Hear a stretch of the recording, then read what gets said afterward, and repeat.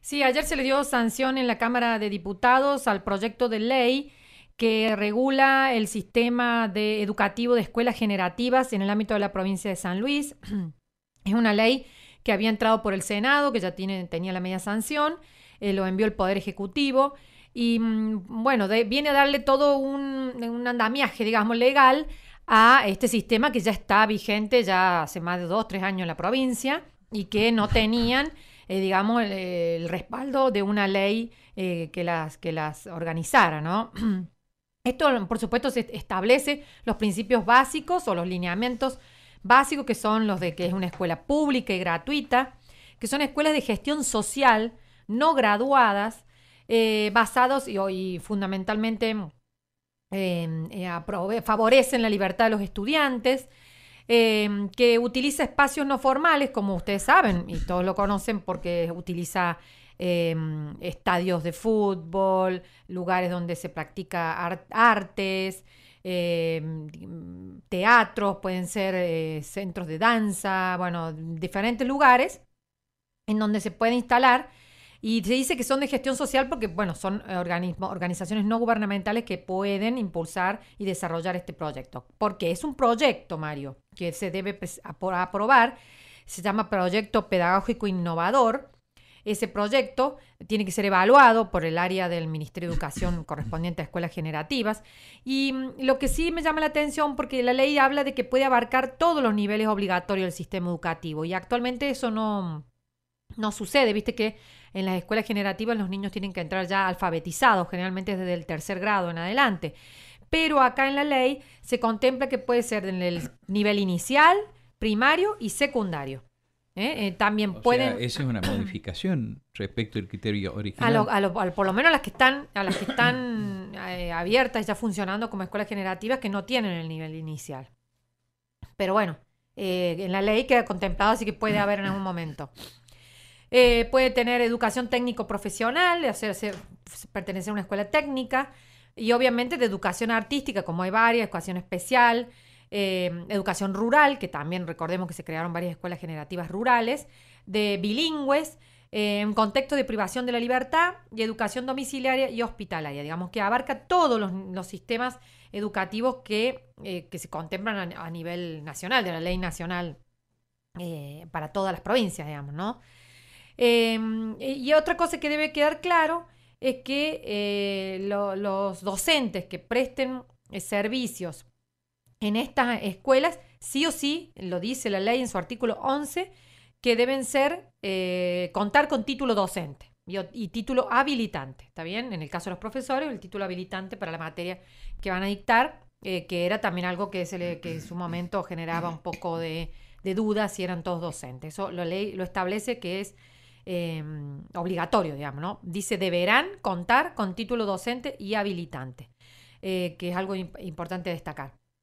Y que también es una de las cuestiones que se le critica, el hecho de que, igual que los otros sistemas educativos que conviven en este momento, como son las autogestionadas, las descentralizadas, eh, que los docentes que se contratan no se hace a través de la Junta de Clasificación Docente, como se haría para otro sistema de escolar común, digamos, de escuelas de las tradicionales que ya conocemos, y que, bueno, tienen contratos precarios, en algunos casos contratos muy precarios de trabajo los docentes.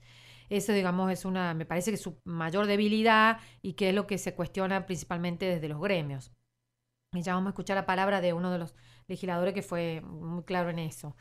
Lo presentó la presidenta de la Comisión de Educación, que destacó y leyó un poco más, hizo una síntesis más o menos de lo que es este proyecto de ley. Alejandro Cacase lo que dijo es que como había mucha discrepancia en el bloque de San Luis Unido, diferentes posiciones, él iba a hablar a tono personal y el legislador que quisiera iba a votar libremente. No había una decisión unánime del bloque, que él dijo, yo voy a acompañar, creo que está bueno, que hay que innovar, está claro que hay que innovar en el sistema educativo, pero quiero decir que se debe hacer con planificación, con cierto nivel de estudio, respaldo pedagógico y académico, que veo que acá no hay, que hay mucho nivel de improvisación, ¿no? De un día para el otro surgen escuelas con un gran nivel de improvisación y creo que eso es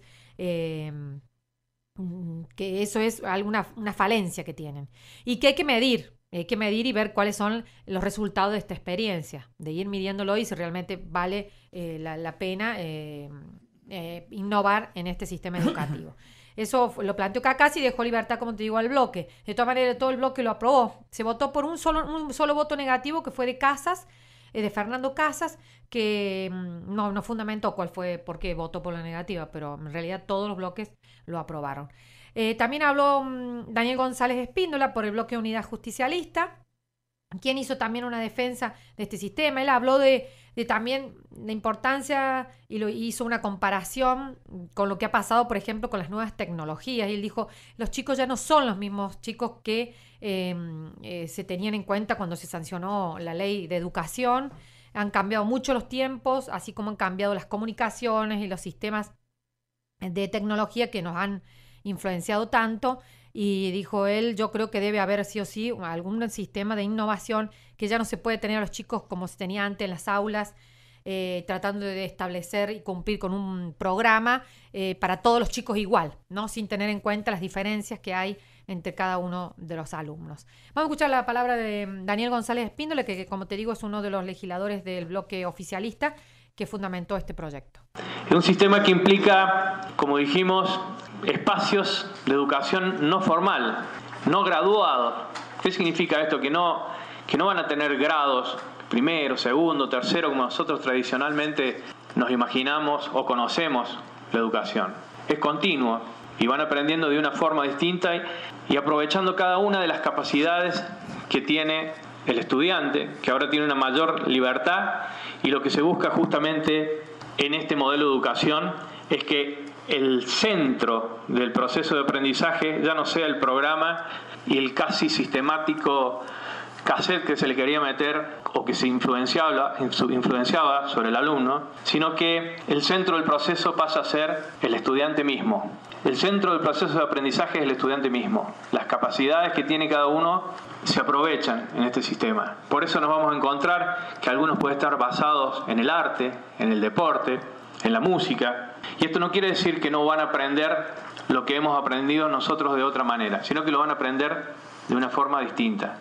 Sin duda que es un método innovador y sin duda que este método innovador nos puede llegar a traer formas más eficaces de que todos los alumnos y con sus distintas capacidades y con sus distintas formas de ser tengan esta posibilidad de estudiar. Bueno, el proyecto de ley también asegura, Mario, en su artículo 8, que se está previsto y se asegura el otorgamiento de títulos oficiales con validez nacional para sus estudiantes, tal cual lo tiene el sistema, digamos, tradicional de escuelas aquí en el ámbito de la provincia, que era también algo que al principio estuvo dudoso, ¿viste? Cuando recién se creó la primera escuela, que fue la Escuela Corazón Victoria, y hubo algún problema ahí con los títulos de los primeros egresados que luego se subsanó y que se cumple con los contenidos mínimos establecidos por el Consejo Nacional de Educación.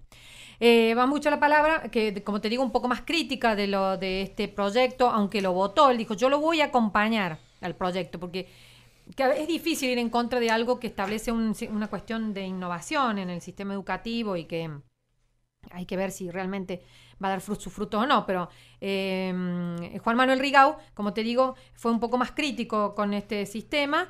Es más, él apuntó y lo van a escuchar, él dice, yo creo que también se hace, que con esto se desarticula el gremio docente, ¿no? Que ha sido es un gremio muy crítico al oficialismo provincial, porque ¿viste la cantidad de escuelas generativas que se están creando, Mario?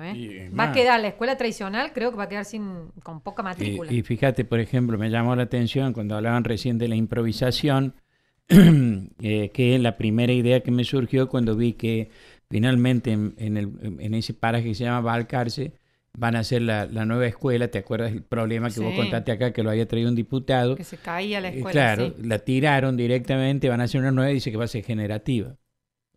Bueno, y eso es una de las partes que también denunciaba Rigau, más referido a lo que es todo su departamento Pringles, en donde se había prometido escuelas rurales en muchas localidades que no se han puesto en funcionamiento. Los chicos no se anotaron en la escuela, por ejemplo, el Trapiche, que es la que tienen más cerca, los chicos de los parajes.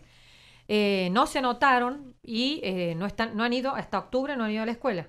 Muchísimos chicos no han ido a la escuela porque hay varios parajes en donde no se crearon estas escuelas generativas. Y tanto que le elogiamos a Espinosa cuando era ministra de Educación por eso. Sí se crearon muchas, de las creo que 100 y pico que se iban a crear, pero no la totalidad. Y ahí ha quedado varios parajes, eso es lo que él planteó ayer, planteó que había estado hablando con la directora de una escuela, que le pasaba que muchos chicos no habían quedado sin ir a la escuela porque no se anotaron, porque iba a haber una escuela generativa secundaria, que es lo que se plantea con estas escuelas rurales. Pero bueno, escuchamos la palabra de Juan Manuel Rigau, que bueno, hizo estas críticas, digamos, a este proyecto de ley. Es voluntad acompañar, pero sin antes decir, para que tampoco se soslaye o pase por alto, de que la educación no es una cuestión de prueba y error constante, donde el alumnado es alguien al quien ponemos a una cuestión casi experimental de ver cuál de todos los métodos que tenemos en la provincia van funcionando, ¿no? Una provincia donde tenemos escuelas generativas, escuelas públicas autogestionadas, escuelas públicas de gestión privada, escuelas rurales, públicas digitales, charter, bilingües, en fin, una infinidad de escuelas donde parecería que en cada una de estas se viene probando con el alumnado a ver en cuál vamos a tener una mejor resonancia, o queda bien en el eslogan, o simplemente es porque hay un criterio real de prueba de lo que se está haciendo con la educación. Tampoco tenemos pruebas de resultados en base a cuál de todas estas experiencias han sido beneficiosas o no para la provincia, para el alumnado en general. La verdad que eso me preocupa mucho. Me preocupa también en cuanto a la situación de los docentes también, que pone en un criterio general de lo que vemos que se está haciendo con las escuelas. Parecería que lo que busca el gobierno con esto es desarticular al gremio docente, que tal vez fue uno de los gremios que más ha cuestionado al gobierno, porque de esta manera se saca del escalafón al docente, del escalafón de la órbita del Estado provincial, con contratos que son bastante precarios, que tienen apertura cuando comienzan las clases, pero después cuando finaliza en diciembre se terminan. Esa cuestión, desde luego, que nos preocupa. Bueno, esto es lo que planteaba Juan Manuel Rigau, y él cerró su discurso diciendo que también había que ver que no sea una cuestión de marketing, ¿está bien?, para el gobierno de la provincia, porque viste que se dedica a buscar premios por todo lado del mundo para estas cuestiones. Sí, y claro, dice, al final es una cuestión de marketing y no vemos los resultados. Claro. Que haya una evaluación de los resultados. Y si realmente da su fruto o no, hay que volver al sistema tradicional u otro sistema. Son esos premios que consigue Bañuelos. Pues más o menos tienen el valor de la declaración de interés legislativo. Pero bueno, en fin. Hay varias escuelas autogestionadas que son así no graduadas, que ya están funcionando hace muchos años, y se podría ya conocer una cuestión de la calidad educativa en esas escuelas, ¿no? Y ver qué evaluación hay. Tal vez la hay, estoy diciendo, no sé. No, claro, no sé. Se mide porque hay un instituto que se creó en la Universidad de La Punta para medir la calidad educativa y hacer las evaluaciones. Y ver si realmente están dando sus resultados, si es mejor que compararlo con la escuela tradicional. Por ahí le falta ese temita de la información al Ministerio de Educación. Sí. Pero bueno. Le falta. Sí, en ese aspecto, bueno. Sí, y en otro. Bueno, no, pero ves por un lado, Mario, que se favorece a estas escuelas, se le da mucho presupuesto, y por otro, no sé, a las que se designa a través de las juntas de clasificación docente pasan 6 meses sin que les paguen sus sueldos. Sí. Entonces ves ese desequilibrio que hay y que es llamativo. Entonces también los docentes, yo me imagino, preferir a trabajar, aunque sea de manera precaria, a esta escuela, que te van a pagar cuando termines el mes de trabajar, a tener que ir a la junta de clasificación docente y estar 6 meses pegando para que te paguen. Meses sin cobrar, sí, efectivamente. Además de los otros aspectos, ¿no?, que hacen, ya sabemos, cuando Alberto recita, todos recitan. Cuando se le da por actuar, todos actúan. Cuando se le da por la plástica, todos son artistas plásticos. Y cuando se le da por la escuela generativa, no tiene que haber otra cuestión cuando él no es técnico en eso. Entonces los técnicos podrían tomar la idea y desarrollarla. Fíjense la cantidad de años que llevamos ya con la aplicación de estas escuelas, la cantidad que se han generado, y recién ahora están sacando una ley para regularlas, ¿no? Exacto. Sí, eso también fue algo que se planteó ayer en el recinto. Cuando debió haberse empezado a lo mejor por ahí, sin perjuicio y sin que esto implique una valoración de la innovación. Lo que queremos saber efectivamente para qué se está innovando, ¿no es cierto? Ese es el tema.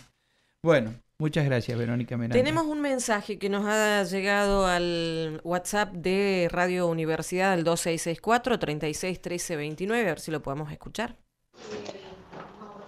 ¿Por qué no se implementa este sistema de las escuelas generativas que según